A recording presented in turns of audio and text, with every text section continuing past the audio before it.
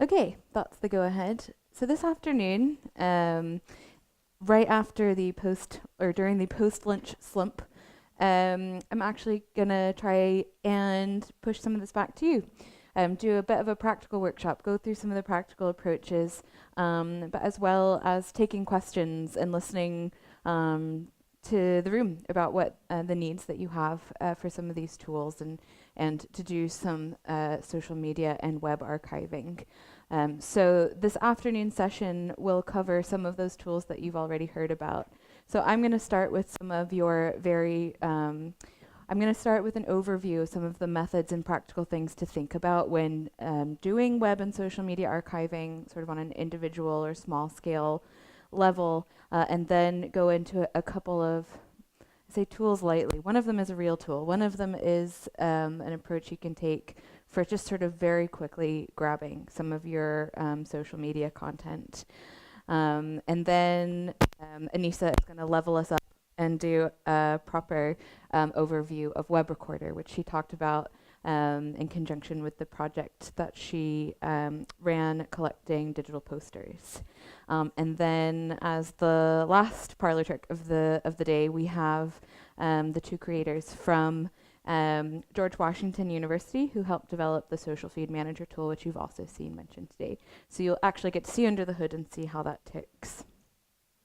So approaches and tools. I just want to start out because I think it's an important place to start, especially when you have archivists, curators, even creators, researchers in the room, to start articulating why you want to do web and social media archiving. Not because I think you might not really want to and I'm trying to convince you, but just trying to articulate that is really a good basis to start from in any strategy or trying to develop an approach or choose what tools you're going to use.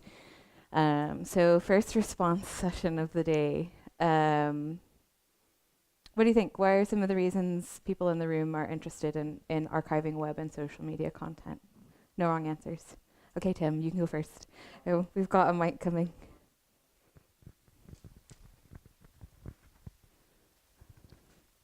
Because for my institution, we have a, quote, statutory / regulatory requirement to capture the records of the governmental institutions of Scotland, or the public authorities of Scotland, and their public pronouncements on platforms other than the web, in my view, and I think others' views as well, constitute such records. So we kind of have to, in some way. Yeah. There's obviously a fuzzy line there. Right, so this might, but yeah. We need to do something. Yeah, so web and social media archiving might fit into an existing collecting policy or sort of mandate for your institution. Aaron? I would argue that it's really important to collect social media content to ensure that we can document contemporary communicative practices between people and the complete change in the way that people engage with each other and create communities online. Right, so it's not just about the content, it's about documenting how the interaction between the technology and the users is changing and creating new types of interactions and yeah. That would be an important part of the record for us as well. It's not one or the other. And maybe not just you. Why do you think in general it's important to capture this type of content in particular? I guess I'm sort of a community practitioner and researcher, and for me it's because the sort of communities I participate in have no other traces.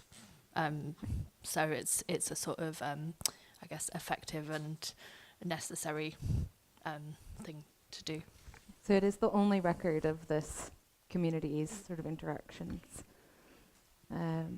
Els? For us, it's mainly two things. To keep transparency, because in the idea that more and more information that the EU gives to the citizens is only online.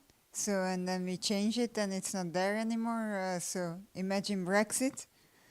what will go away. So that's why we want to keep it accessible, and that's why we want to make our Yeah. web archive open as well. Sure, whether we And- want to remember or not. I'm sorry? No, carry. Sorry, I didn't mean to interrupt.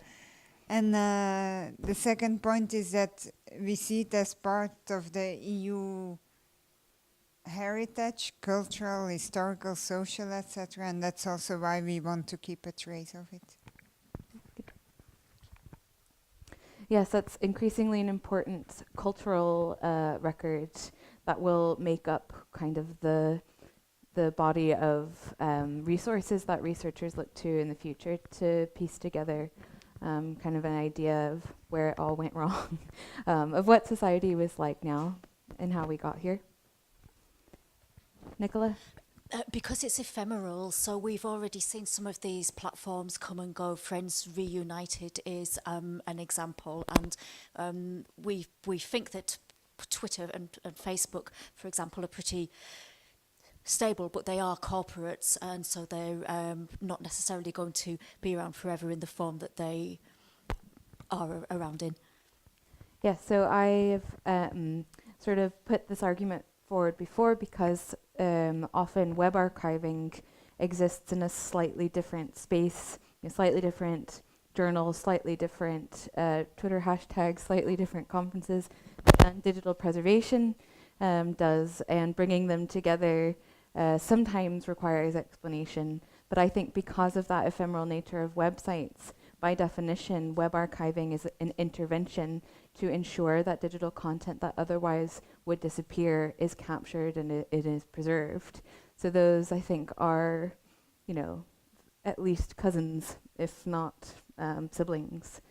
So those are all really good answers. These are just a few I jotted down previously, but I think we've more or less addressed all of them.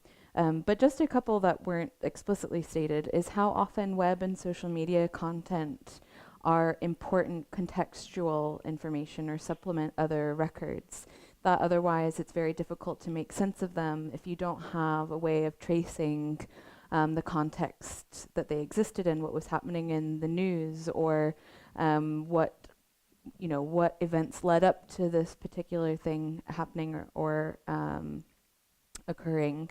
And also, perhaps we just don't have the right sector in the room, but how often web or social media content is used increasingly as evidential value is also important. So that's just to get you engaged and start getting everyone's brain in the right place and thinking about, that we're about to talk about how we might go about doing this. And making those decisions should really be based on having a good grasp on why you are doing it. So one important point that I think gets lost in the confusion of the technical challenges of web and social media archiving is that you're still archivists, you're still curators. So web and social media content are not exempt from the same selection and appraisal approaches that you use with other types of digital or analog content. Some of the differences might be is that at scale there's so much web and social media content compared to other forms of content. You want to look to automation. We have heard about some of the automation techniques used at the British Library. So it's important to start thinking about what your priorities are and what elements of web and social media content that are unique to web and social media that are important to what you want to collect. So is the look and feel of a website important to your users? Is that the actual browser platform version? Do you need to not just capture the content, but you need to capture the version of the browser? You need to capture somehow to communicate the actual technology that was used to create and to present something at the time that it was published or created. Is it important to be able to access this content on different devices?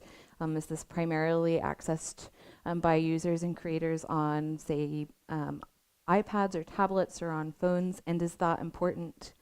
Or is it just the information inside the content that you need? Is it important for it to be machine readable? Are you one day imagining having users that might want to do a little bit of quantitative analysis on this or compare it to other things using software, using computational methods? And also thinking about the relationship of what web content you might want to collect in relation to all the other things it's connected to. So I think Anissa's case studies of the sort of graphic events, the memes and the digital posters are kind of an extreme example of this, but you need all of them or a lot of them to show what the event looks like and what it really means and what its purpose was at the time that it was happening or occurring.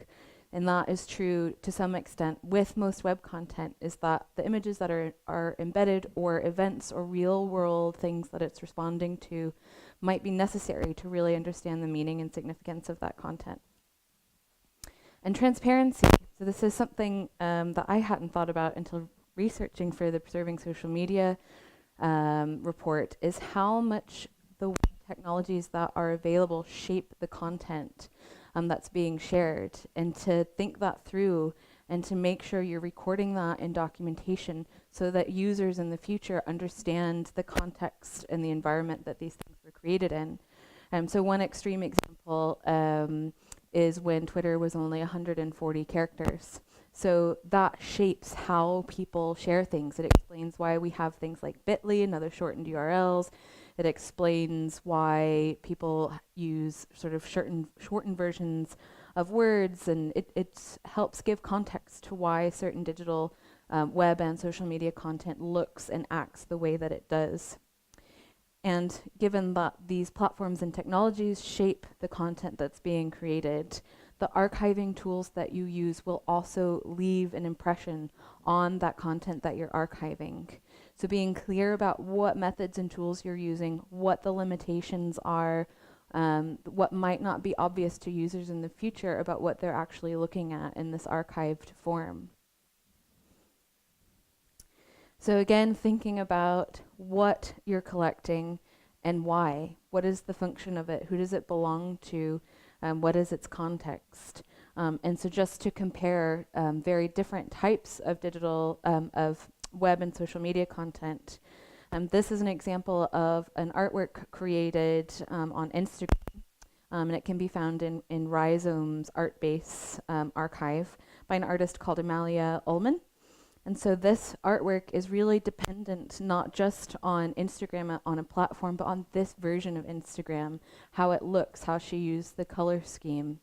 So all of those elements are relevant. So this needs to be captured in its environment. It needs to be captured on this version of Instagram.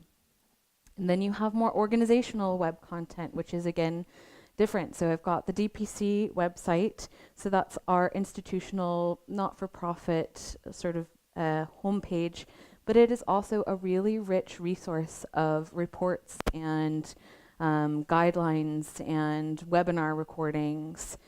So it has several behaviors that might complicate how you decide what to collect. We also have associated social media. We're a community organization, so we're very active on Twitter and Instagram and all the rest. So you can see that there are different parts, different types of web content out there that sort of make up what the DPC's sort of institutional web content might be. And then another example of We Are Transmission, which is a group of archivists and curators who are interested in ensuring that the archives of African diaspora communities are preserved. So you've got sort of multiple contributors. Again, it's sort of an activist group as well, so they have social media as well. So thinking about why you want to collect these and what they're made up of is important before you start launching out into different tools and choosing your strategies.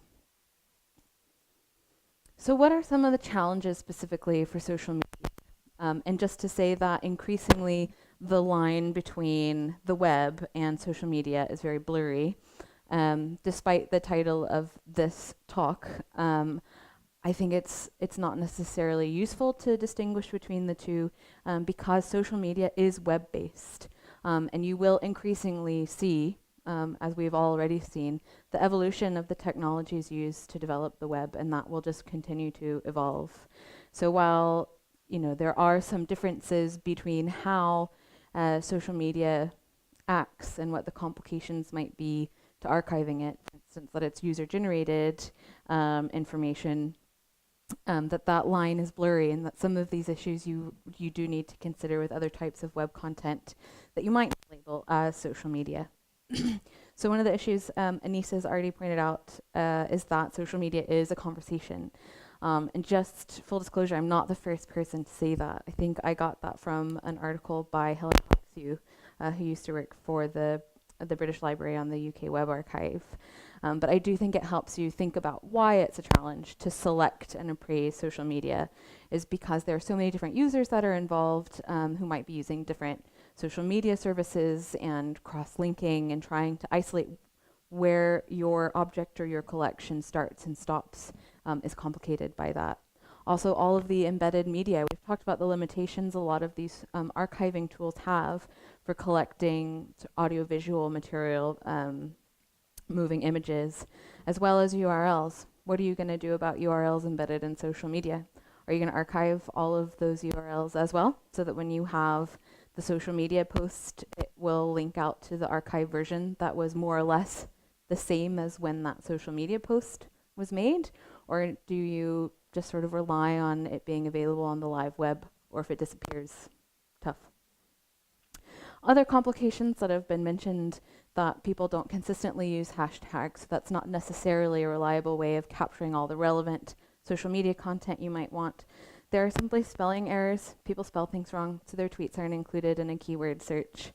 Talked about the shortened links. Do you just leave them as they are, or do you make sure that you pull those out, extract them, and link to the live web or to an archive version of that? How important is it for the meaning of those social media posts? Deciding what's relevant. You know, Twitter is open to the public.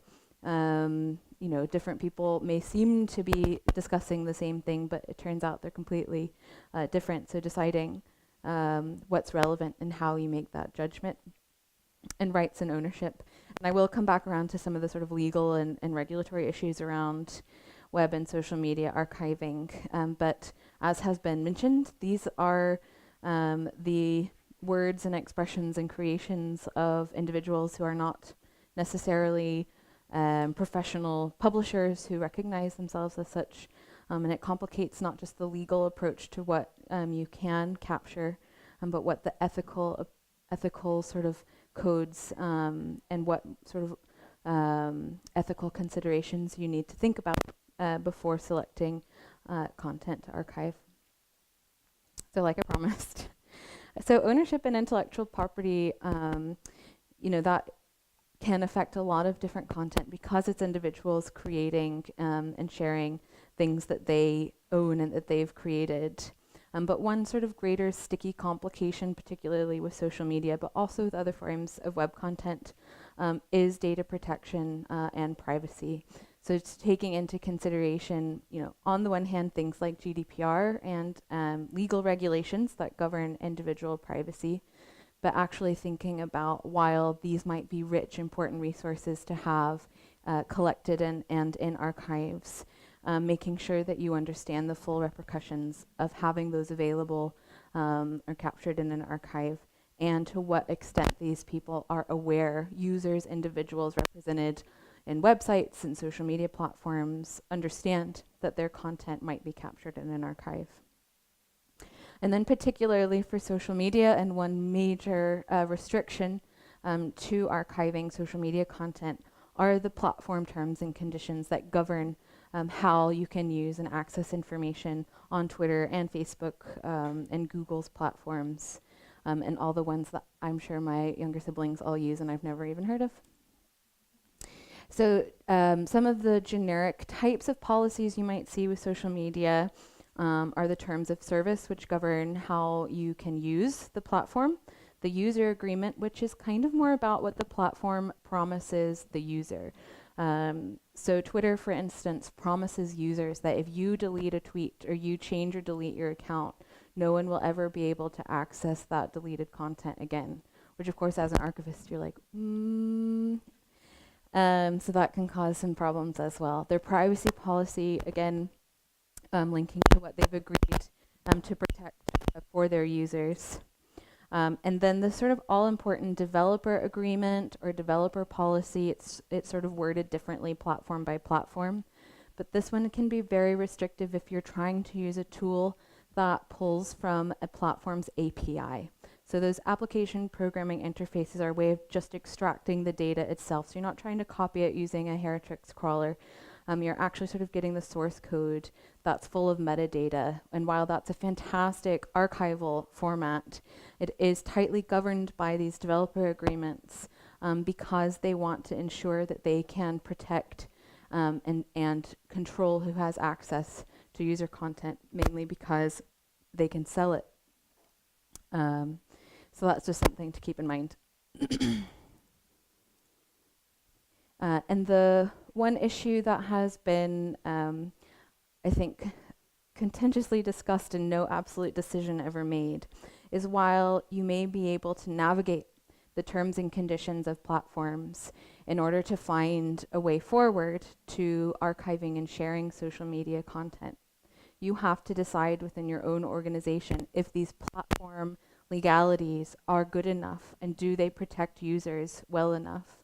Particularly as curators or archivists, you have a knowledge of the communities that you're archiving and of the people that are represented in these collections, and making a decision about whether just obeying sort of the legal requirements fulfills your obligation to protect them and to respect them as individuals.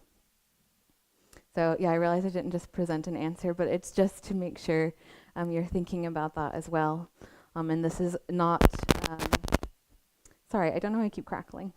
Not to say that you shouldn't, that you should completely put on the brakes, but simply to think about it and make sure you're being transparent and stating to users what your ethical policies are about collecting web and social media content that might contain individuals' creations and generated content. So in terms of the long-term preservation, as a digital preservation person, what are the concerns that I recognize in this? And some of these have already been mentioned today. So with web content, you find fairly often, as has already been mentioned, that the website for a community group or its Facebook group and content might be the only record. And that's not just true for small community groups, it's true for big institutions as well. How often institutions, universities, government bodies will publish reports or prospecti or official documents on their website and not archive them anywhere else. So fairly often it might be the only record of an important event or document. And it might similarly be the only copy of an image or of some other type of embedded file. Often in eagerness to keep up with new technology and have the newest, shiniest, most usable website, updates and migrations can cause broken links and can sort of shroud or change information that was previously available. And if you haven't captured different versions of that web content, there might be no going back. Similarly, new technologies emerging and replacing older ones, making it more difficult to access and use older content. And it is not necessarily an obligation for creators of websites to archive their own web content. For social media as well, it's important to think about this content. While it seems easily accessible, you can pick up your phone and just go to your Facebook app or your Twitter app or your Instagram app and view it. It is vulnerable to loss. No one has promised they're going to archive these. And in the terms and conditions of most social media platforms, when you click that box for your user agreement, many explicitly say they are not responsible for maintaining access or for preserving this content. So they have no legal or regulatory requirement to preserve content on that website or on that platform.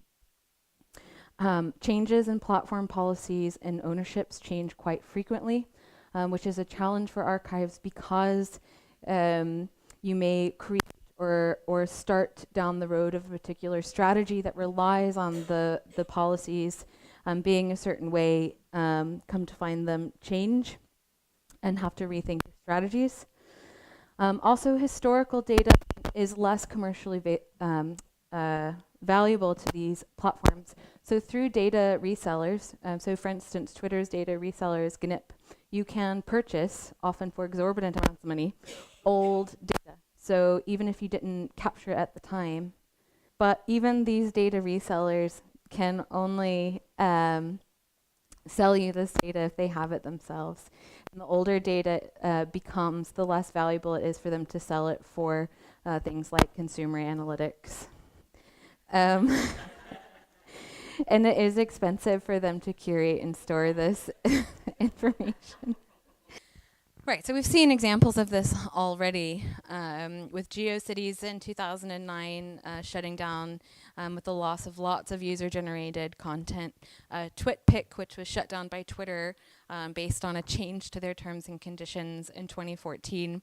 That content was, they did reach an agreement with a sort of independent archiving group, and that data was eventually saved. But is now significantly less accessible. And as was already mentioned, Flickr has announced they will be restricting their free storage for users, and any users that have content in excess of the new restricted limits will lose their photos. So we've talked about sort of approaches and why we go about doing web and social media archiving, and what to think about and some of the challenges. So, you know, we go back to our institutions, we go back to our desks, and how do we actually do web and social media archiving, particularly if you don't have the infrastructure of a big organization behind you. So just to do an overview of some of the main approaches, we've heard about web crawlers, HTTrack being sort of one of the main big open source web crawling technologies that creates work files. Platform self-archiving services, which is one of the techniques I will walk you through.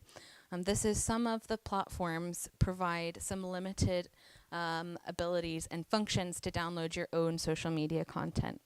The API-based tools, we talked about Social Feed Manager, but there are lots and lots of API-based tools out there that will capture data directly from the platforms through their APIs. And for some organizations who have this in reach, there are third-party services set up who do social media archiving. So there is a market for that as well as I've mentioned these data resellers who, just to say, I've mentioned them because you can get data from them, but their their business model is to sell data to big corporations. So I think their main client list are sort of big Fortune 500 companies to do consumer analysis, to sell you things. So this is not necessarily a strategy that you should rely on, being able to go to one of the data resellers and getting data. So first, has anyone ever used HTTrack? Okay. Oh, Nicola, yeah. So it would be helpful if you've used it to chip in maybe how it actually has worked in real life. I have done some testing on it, but just like any tool, testing it out and learning how it reacts in the wild to different types of web content in different contexts is really important. So I'll give you a broad overview of what this tool is, what it can do, and what it can't do, and what it looks like. Do we have any techies in the room? So like proper coding, like, okay, there is a command line version of this tool as well. Yeah, Tim just got excited. But I am going to show you the GUI version, partially because I am not a super coder IT person, and so that is how I've used the tool in the past. And I do think when you're showing someone command line, it's really hard to actually show what's happening.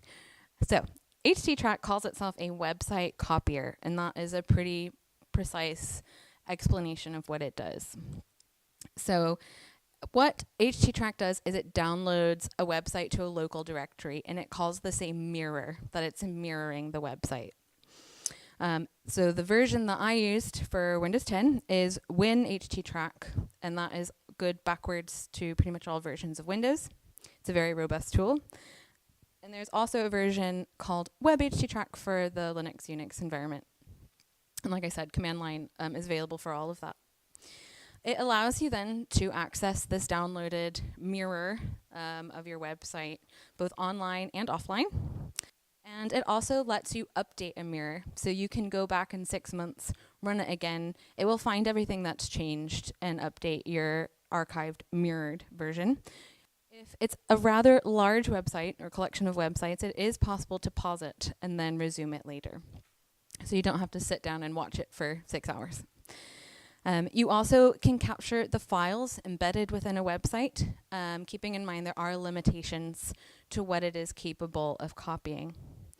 And then what HTTrack generates then are the HTML files, all the other embedded files, and a WHTT file, which is this mirror, and it's what you need to be able to update a copy of a website.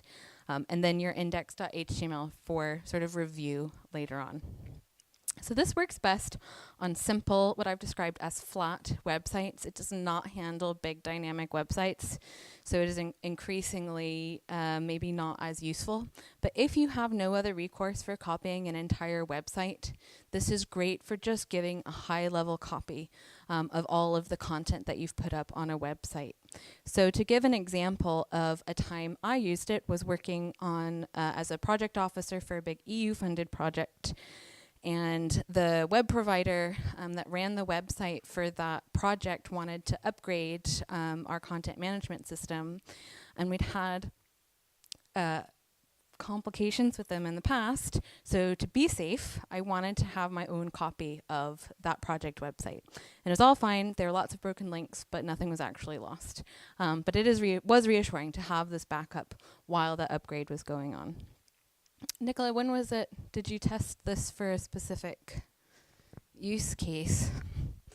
Sorry. I used it a long time ago, and it was in conjunction with the Pandas software that we were using at the time. So we invoked the HTTrack crawler with the Pandas software that was doing sort of automated crawls. But we had the standalone version of HTTrack. I had it on my desktop, and I could do patch crawling. So if our bulk crawling had missed any objects, I was using the HTTrack copier to get those files and then upload them into the bulk crawls. And what was really useful about HTTrack was it shows you the directory structure of what you're crawling, so you can do QA really easily. You can look up that particular directory or that particular object to see if it has or hasn't been crawled. Yep, and you'll see that kind of in a bit later on in this. But yeah, so just to give you some realistic expectations, HTTrack is great if you want to go home tonight and archive a website, but it does have some limitations. So if you use HTTrack, that's a good solution in the interim for now, but you might not be finished with a long-term digital preservation strategy for your web content. So you download this from the HTTrack website. It very handily tells you which one you probably want to download, and that's the version for Windows. And it's a really easy wizard, gets you set up. And honestly, in the configuration process, it's such a straightforward tool that you probably will only go astray if you're trying to go astray. So you begin by creating this new project or mirror. And just to say, the documentation is really good. So if you go to HTTrack's website, they've got some really great guidance. If what I do today isn't quite enough for you to figure out whether you want to use it or not. But they do interchangeably sort of use the word project and mirror. But as far as I can tell, it roughly means the same thing. So you can see here I gave, do I have a pointer? Yes, so you can see you assign it a name. You can create categories if you think you're going to be creating quite a lot of these mirrors so that they're easy to categorize and to find. And then you just tell your, tell it where you want to store these. So very straightforward. Right, so when you're actually setting up these mirrors, there are just a few components you want to think about and go back to this what am I collecting and why question. So first you want to decide what you're actually telling the crawler, telling HTTrack to select. So the sort of top level option, this download websites, it just does what it says. That's when it just goes and it captures the website and just copies it. But it does give you a few other options. You can download, for instance, just all of the files that are contained in a website without capturing the entire website. You can add your, what HTTrack refers to as in web archiving lingo as your seed URL. So this is the high-level web address for the website that you want captured. The other option you have in adding your web addresses is to insert the credentials for a restricted website. So if you want it to get behind sort of a password login, you can insert those and send HTTrack to crawl that content as well, if you have permission. But the place you might spend quite a lot of time in HTTrack is here. It's setting up your options or your parameters for what you want it to crawl and how. So this is what it looks like.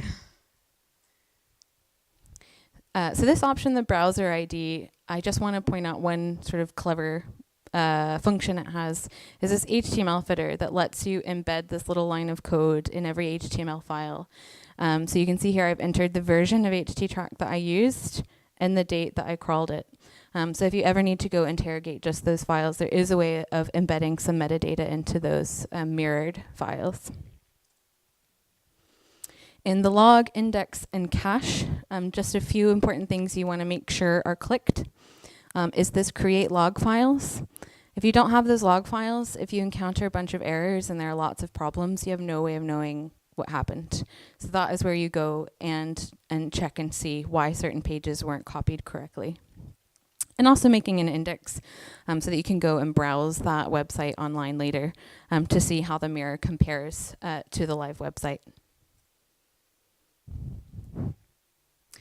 Scan rules. So this allows you to deliberately include or exclude certain types of files.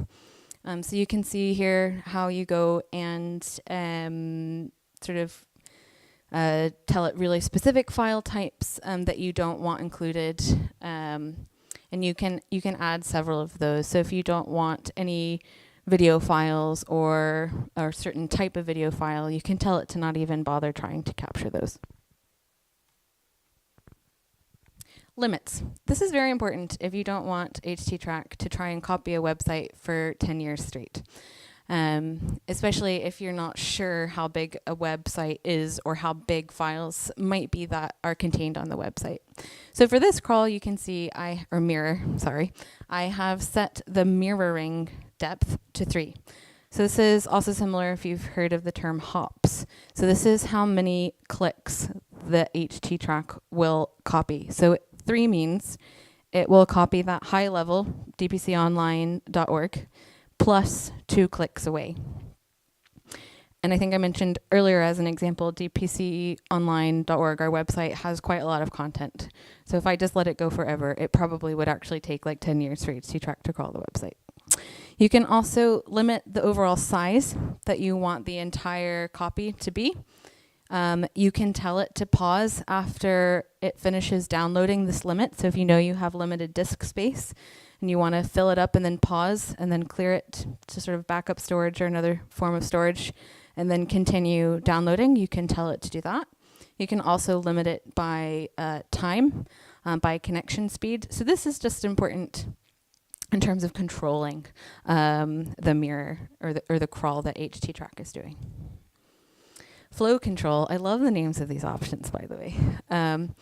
So this is important for when HTTrack encounters an error, how long you want it to take trying to resolve that error. So actually the documentation recommends 120 seconds, so 2 minutes, but that's not an option in the drop-down menu. So I've followed their documentation advice, not the drop-down menu advice. But that's up to you to decide. And then you can also decide how often you want it to retry content that it couldn't get the first time.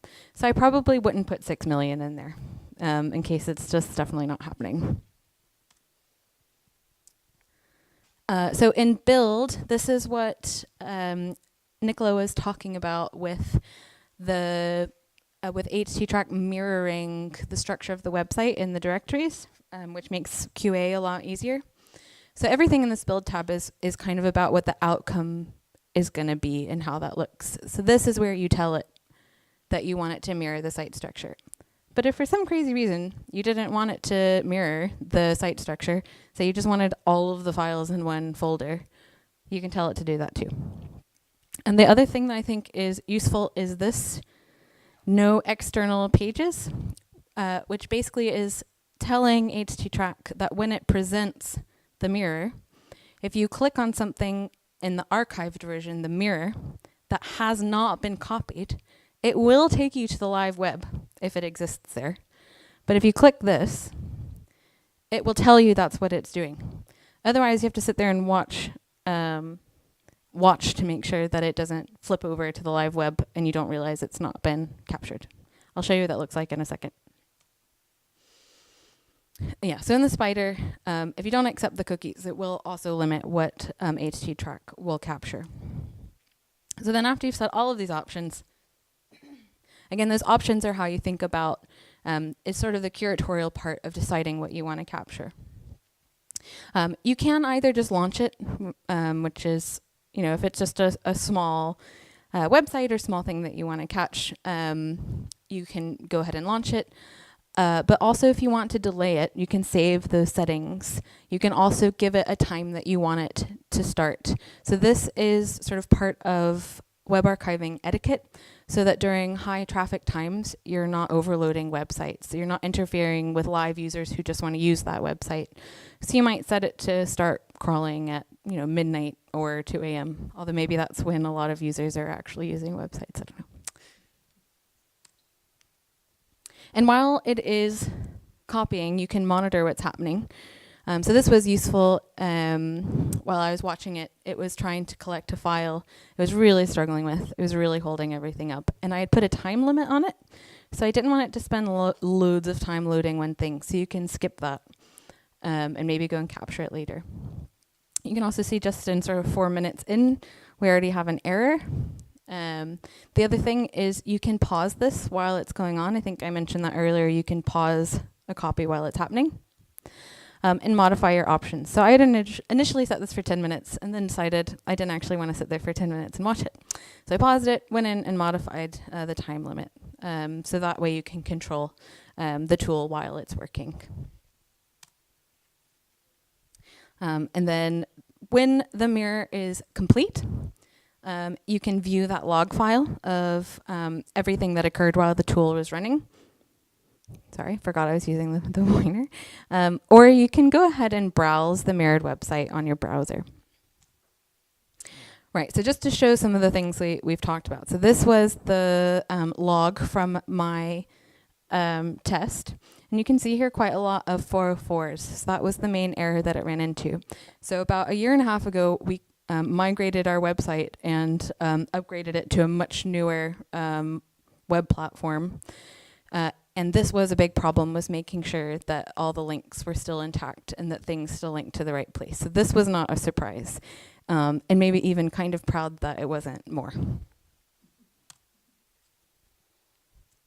So this is what you see in your directory. And it's this index file that you told it to create that allows you to go do some QA against the live website. So you can see here when you're browsing, this is how it indicates that you're still in the archived mirror and not on the live web. And if you do click on a link that HTTrack didn't collect, it still has the URL. It will still take you to that location on the live web, but it tells you that that's what it's doing. Otherwise, it just sort of seamlessly takes you there. So what does an error look like? This is a really common limitation for HTTrack, is it doesn't capture style sheets very well. So this is what the web page looked like. This page is entirely created by pulling data from other parts of the website, and HTTrack just didn't really understand that. But it did capture other complex style sheets. So you can see that is a very similar type of page. And it did all right with that. So it just depends. As I mentioned, the documentation for the tool is really thorough and easily accessible, and goes into this in a lot more detail than I went into today. Also, if you're interested in the command line, there's a really good sort of user guide about the use of the command line and how to make that work as well as it can. Right.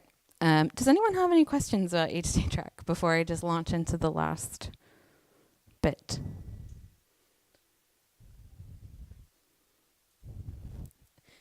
Well, Helena, since you're near the microphone.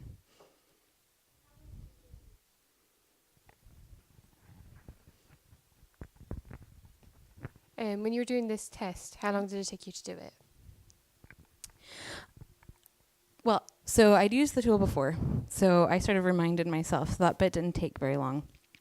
From beginning to end, it probably took me about an afternoon. But I was also doing it in a way that I could remember all of the steps.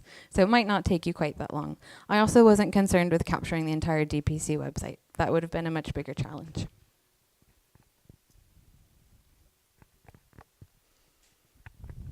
Does it, on one of the screens, it offered you options for what it stored or what it did? Is one of those to put it in a WARC file? Just out of interest. No, sorry. That's a good question. I meant to mention, HTTrack does not create work files. Okay.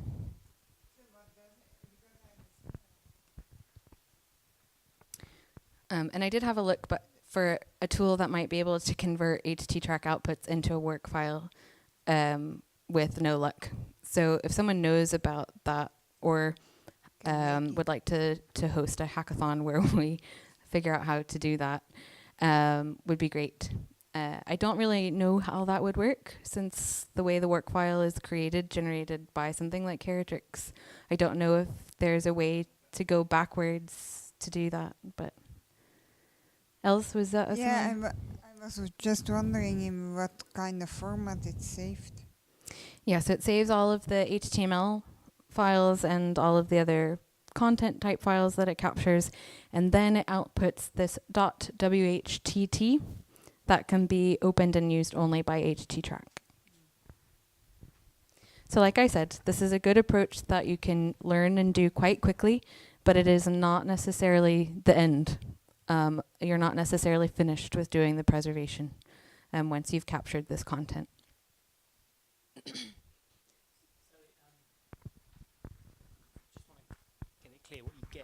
I just want to make it clear, or get clear in my head what you get at the end of it. So you get a file called a .whtt file, and you can't just execute that and have it run in your browser. You have to run it through HTTrack first. Is that the way it works? What your browser opens is that index file, the HTML file that it creates for you.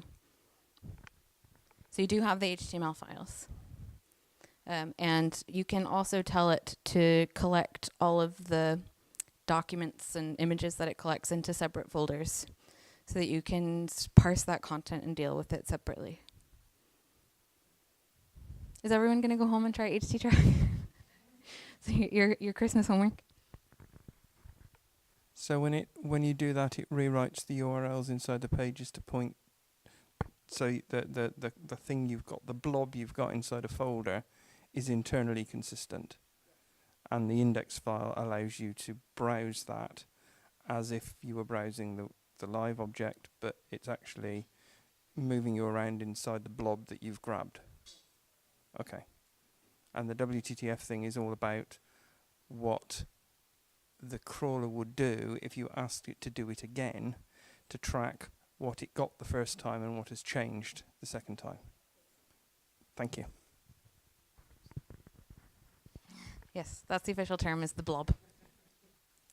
Right, so just real quickly, in my last 6 minutes, I'm going to walk you through this social media platform self-archiving. So I do this fairly regularly, and it's slightly different every time I do it. So I'm going to give you the general concept, and maybe if you weren't aware, let you know that Twitter, Facebook, Google, YouTube, well, that's Google, allow you to download your own social media content to some different degrees of sophistication. So this is a quick win. This is if you realize you definitely need to start pulling this data down and saving it now, this content. Something that you can do as long as you are the account owner or have the credentials for the account. So the output varies between platforms. What Twitter gives you is very structured, but because its output is in JSON, that sort of supports how structured the data is. I think Facebook will give you XML, and Google gives you a whole mess of things. And you can also select from Google which Google services you want to export. So you don't just have to export everything you've ever generated on Google. So I will walk you through Twitter because it is the most straightforward of the different platforms' self-archiving functions. But I can answer some questions about Facebook if you want to know more about that. So it's something that you find in your account settings. Like I said, it's only permitted if you are the account owner or have the credentials to the account. It's good practice for any institution that has one or more public-facing social media account. And I realize this can be a challenge if an organization social media accounts are controlled by, say, a marketing department and not by the archivists. So coordinating and communication definitely important to make sure that you are at least regularly pulling down your own social media content. It's also good practice for your own personal digital archiving. So you see with Flickr, you see with TwitPic, these platforms may change their policies quite quickly, and it's much easier to collect and archive this data as you go, rather than trying to capture your whole 10 or 15 years of social media history all at once and make sense of it and do something with it before something changes on the platform. So you navigate to your settings. You just click your little profile picture. This is Chrome, and it's in this settings and privacy option, and it's pretty much always been in a category called that. So that's remained somewhat similar. So this is different. This is not how it used to work, but this is how it worked 2 days ago. Is you can download through Twitter your Twitter data. Also, if you have a Periscope account, you can do that from there. So when you click that button, it generates an archive file and it emails it to you. So it doesn't sort of download into your browser or anything like that. And it's pretty much instantaneous. So this is my work Twitter account. It's only been open since about 2014. It is most active on days like today, and then may go days at a time without too much activity. And it took about 4 minutes for Twitter to email it to me. And it sends you back. It sends you back to Twitter, and then a download that will download into your browser as a zip file. So you have to extract those zipped files. I one time overlooked that it was in fact a zip file, and it doesn't work if you don't unzip all of the files. So you can see here generally what you get. It pulls out all of the media, as it calls within your tweet. So this is all the images that you've tweeted or are part of your account, so like your profile photos.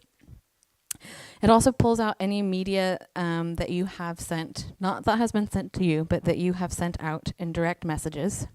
That's also an important thing to say, is you do not get the tweets that people tweet at you even if you're mentioned.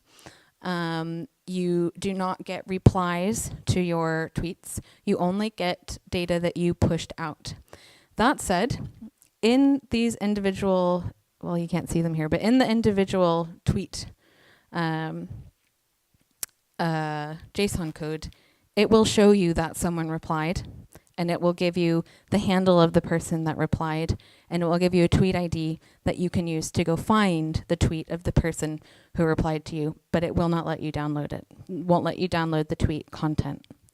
So if you've never seen behind a tweet, that's what it looks like. So this is an enormous, I think there were thousands of lines. This is just Notepad++. It actually combined, no, this is all of my tweets. So this is new. It used to give you the option of opening individual tweets, but it has now just combined all of your pushed out tweets. So you can see this tweet here is a retweet. I'm trying to think of what else might be pertinent that will make sense in English. I used the hashtag World Digital Preservation Day 2018, WDPD 2018, which it tells you there under the hashtags list. It was not favorited. It was not retweeted. This is a terrible tweet. I should have looked at it more closely before I chose it.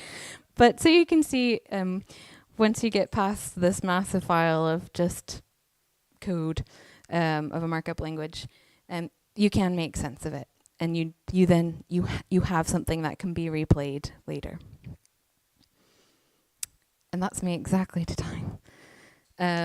Any questions about the self-archiving function? Tim. Oh, microphone.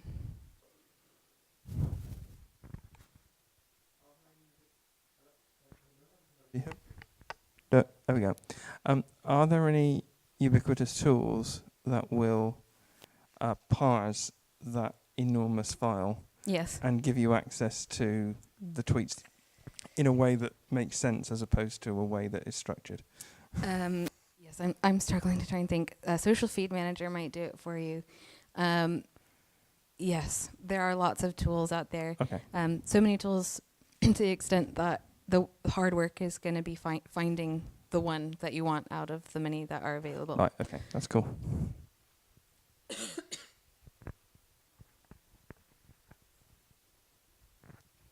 Maybe this is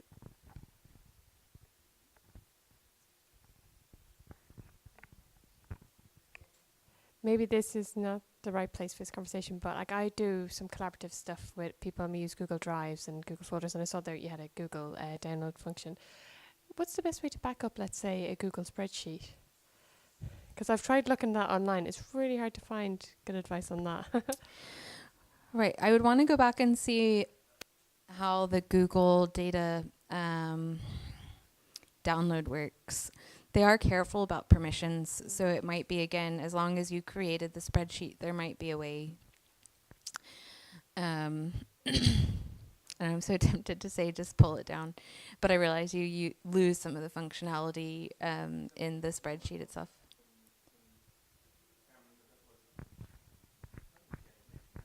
Okay. I think it was Jenny Mitchum did a blog post 12 months, 18 months, 2 years ago, something like that, where she tried downloading Google Docs and in different formats and noting how they would some were more or less radically different from the thing that was on the screen when you were editing in Google, and that actually there wasn't a format. There just didn't exist a format that got everything that was in the Google Doc in the way it appeared. Because a Google Doc isn't a document, it's a sequence of edits. And so internally it hasn't got a thing like a document. It's got its representation structure is completely different. So you have to project that into something, and every time you project it, it comes out slightly different. And I imagine that's the same with the spreadsheets, but I've never looked at it. Yeah, I think it was Jenny. It might have been somebody else. Yeah.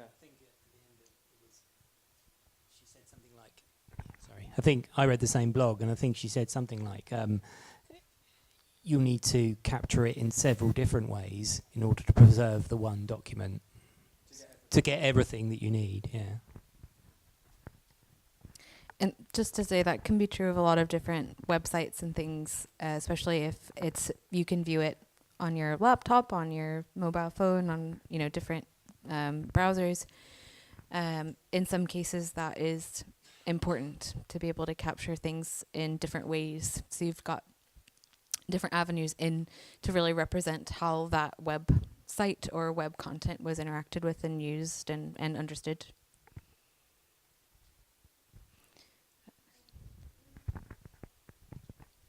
On Facebook, have you tried to download all the your activity, and does that give you the interactions you've had?